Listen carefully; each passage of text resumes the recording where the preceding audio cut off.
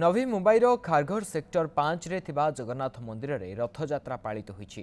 गुंडीचा मंदिर रे तीन ठाकुरों को दर्शन करी खुशी अछंती मुंबई रे थिबा प्रवासी ओडिया।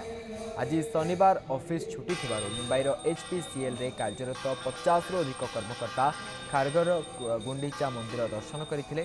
मंदिर तरफ आयोजन करा जायथिबा सांस्कृतिक कार्यक्रम देखि महाप्रसाद सेवन करथिले श्रद्धालु।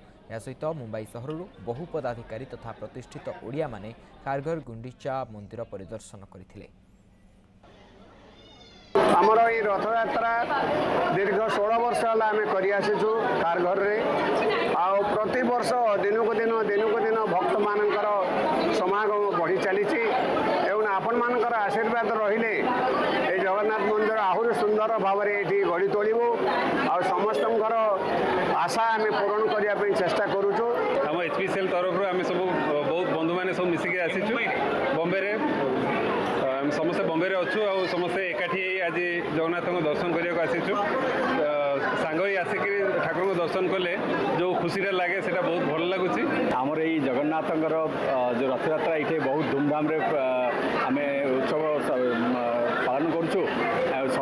भक्त मान अनुरोध जे आसी जगन्नाथ आशीर्वाद ग्रहण करूँ। आम खारघर आसलु जगन्नाथ को दर्शन करने यहाँ तो सबुठ बहुत पुराना जगन्नाथ मंदिर आमको मतलब बॉम्बे रे रही भी आम भगवान को देखी पारुचु दर्शन कर पार्चु।